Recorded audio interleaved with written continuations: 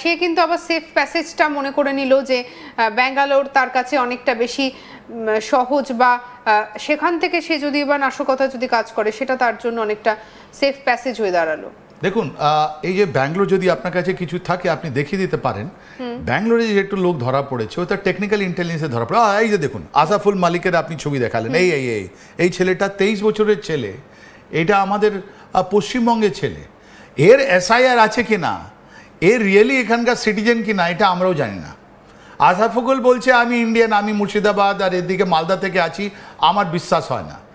হয়তো ইনি বাংলাদেশ থেকে এসছেন, ডিপ এসছেন, ইনি টেকনিক্যাল ইন্টেলিজেন্সে ধরা পড়েছেন, ইনি আফগানিস্তানের কথা বলছিলেন, তখন ওনা ধরা পড়েছেন। কিন্তু আফগানিস্তান কেন স্যার, আফগানিস্তানে কেন কথা বলার প্রয়োজন পড়লো? বা এই যে বারবার যে বলছে যে আমি পাকিস্তানের আর্মির এগেনস্টে লড়তে চাই, এটা কি কোথাও একটা গিয়ে কি বিশ্বাস নেওয়ার জন্য, ভারতের ইন্টেলিজেন্সকে কি বোকা বানানোর জন্য? দেখুন আশফাকুল মালিকের সঙ্গে একটা এটা এই জুলাই আগস্ট মাসে অনেকগুলো টুইস্ট অ্যান্ড টার্ন হয়ে যাচ্ছে, রাইট? আর টুইস্ট অ্যান্ড টার্ন হয়ে যাচ্ছে যখন রানার রৌফ দেখছি একটা ক্লাসিক্যাল আপনার একজন লোক যে স্পাই কাজ করছে, মানে এসে চরের কাজ করছে, জিনিসটা সামরিক জিনিসটা কালেক্ট করছে, রেলওয়ে কী করে আছে, আমাদের স্ট্র্যাটেজিক ফোর্স কোথায় আছে, এসব করছে। এইদিকে এই মালিক যখন অ্যারেস্ট হয়েছে তো সিকিউরিটি গার্ড তার মানে অলরেডি ট্রেনিং করেছে, সিকিউরিটি গার্ডে গিয়ে ট্রেনিং করেছে এই আপনার আসাফুল মালিক যেটা ব্যাঙ্গালোরে পড়া পড়েছে। এর কোয়েশ্চেনিংয়ে দুটো জিনিস দাঁড়ালো, ওয়ান দে আফগানিস্তানের সঙ্গে কথা বলছে, অ্যান্ড দ্বিতীয় পাকিস্তানে মেনশন করছে তারিকে তালিবান পাকিস্তানের জন্যে হয় কাজ করতে চায় অ্যান্ড পাকিস্তান আর্মির আগেনস্টে কাজ করতে চায়। এই দুটো জিনিস ওটা আপনি যদি ধাপে ধাপে অ্যানালিসিস করে দেখুন তাহলে আপনি দেখবেন এই তাহরিকে তালিবান পাকিস্তানের কথাটা আপনি দেখে নিন আগে। এই যে ইসলামিক সন্ত্রাসবাদী আছে ওটা সোজাসুজি 3 রকমের লোক আছে, ওদের মধ্যেও ফাড় আছে। ইসলামিক সন্ত্রাসবাদী যারা আছে ওদের মধ্যে ফাড় আছে। একটা সালাফি যেটা সৌদি আরেবিয়া থেকে কন্ট্রোল হয়, ওটা সালাফি আমরা বলি। ওর মধ্যে আল কায়দা আছে, দাইশ আছে, জৈশে মোহাম্মদ আছে, লস্করে তয়বা আছে, এরা সালাফি। তারপরে আছে হানিফি যারা আমাদের দেওবন্দে। এই তালিবান যাকে পড়ুয়া আমরা বলি ওরা আপনার হানিফি, ওটা আমাদের দেওবন্দি। মনে আছে তো ওদের ফরেন মিনিস্টার আমাদের মাটিতে এসেছিলেন, উনি গিয়েছিলেন দেওবন্দে, রাইট? তো ওদেরই তাহরিকে তালিবান পাকিস্তান দেওবন্দি রিলেটেড, মানে ইন্ডিয়া মাটিতে যে দেওবন্দ আছে ওর সঙ্গে। অ্যান্ড তৃতীয় একটা জামাত আমাদের কাশ্মীরে যেটা হিজবুল মুজাহিদিন সৈয়দ সালাউদ্দিন, ওরা। এই যে তাহরিকে তালিবানের কথাটা বলছেন, আমাদের ইউনিয়ন বাজেট, আমাদের যে রাষ্ট্রের বাজেট আছে, আমাদের গভর্নমেন্ট অফ ইন্ডিয়া যেটা বাজেট আছে, ওর মধ্যে তো তালিবানের জন্য আমরা পয়সা দিচ্ছি, ওদের গভর্নমেন্টকে আমরা সাপোর্ট করছি। ওখানে তাহলে কেন স্যার? আমি এই জায়গা থেকে এই প্রশ্নটা নিয়ে আমি আবার ফিরছি আপনার কাছে, আর এই জায়গা থেকে এবারে অবশ্যই নজর রাখবো পরের আলোচনায়।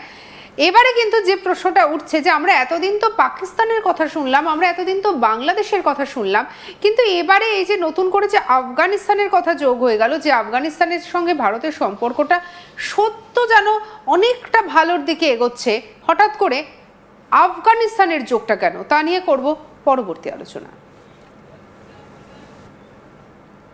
এতদিন পর্যন্ত আমরা বাংলাদেশের কথা শুনেছি, এতদিন পর্যন্ত আমরা পাকিস্তানের কথা শুনেছি, কিন্তু এবারে আফগানিস্তান থেকে নাকি এমন কিছু কাজ করার চেষ্টা করছিল এই ভারতীয় যুবক, তা নিয়ে বর্তমানে একাধিক প্রশ্ন। আমাদের সঙ্গে আজকে আলোচনায় রয়েছেন ডিফেন্স বিশ্লেষক আর.কে. শ্রীবাস্তব। স্যারজি, আপনাকে আরও একবার স্বাগত জানাবো আজ তাক বাংলায়। একদম শুরুতে আমি আপনার কাছে এই প্রশ্নটাই রাখবো যে আফগানিস্তান কেন? আফগানিস্তানের সঙ্গে আমাদের খুব ভালো রিলেশন। কাবুলিওয়ালা মনে আছে তো? এই আমাদের রবীন্দ্রনাথ ঠাকুর লিখেছেন ওয়ার্ল্ড ফেমাস বই কাবুলিওয়ালার খুকু, কাবুলিওয়ালা।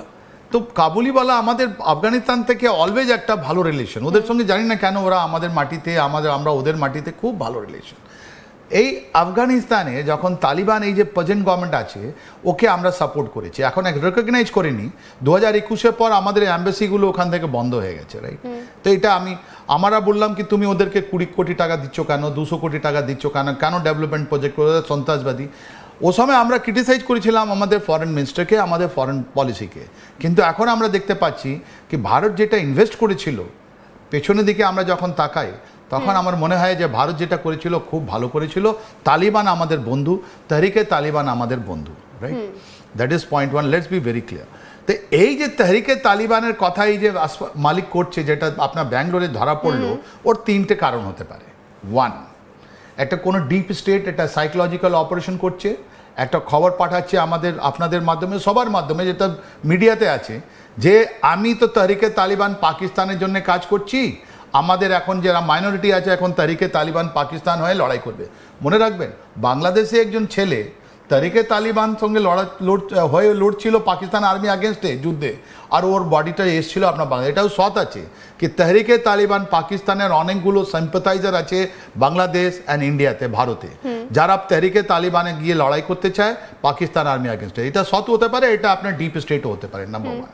নাম্বার 2, এটাও তো হতে পারে কি ওরা একটা মুখোশ পরে নিয়েছে, ওদেরকে বলা হয়েছে কি তুমি লস্করে তৈবা বা জৈশে মোহাম্মদের নাম কথা বলবে না, তুমি যদি ধরা পড়ো তাহলে বলো তো আমি তাহরিকে তালিবান পাকিস্তান। আচ্ছা, তাহলে কি এটা হতে পারে যে বিগত কিছুদিন ধরে আমরা একটার পর একটা যে কজন আমরা এসটিএফ এর হাতে আটক হয়েছে, আমরা কিন্তু প্রত্যেকের ক্ষেত্রেই দেখেছি যে পুরো বিষয়টা পাকিস্তানের এগেনস্টে গেছে, বারবার পাকিস্তানের যোগ, কখনো দেখা গেছে যে আইএসআই যোগ, এরকম কথা এসছে। তাহলে সেক্ষেত্রে এই জায়গা থেকে কি এরকম কি একটা কথা বলা যেতে পারে, সেক্ষেত্রে আফগানিস্তানকে সামনে রেখে পাকিস্তানের এগেনস্টে বলাটা কি অনেক বেশি বেঁচে যাওয়ার ক্ষেত্রে কি নিরাপদ জায়গা হয়ে গেল?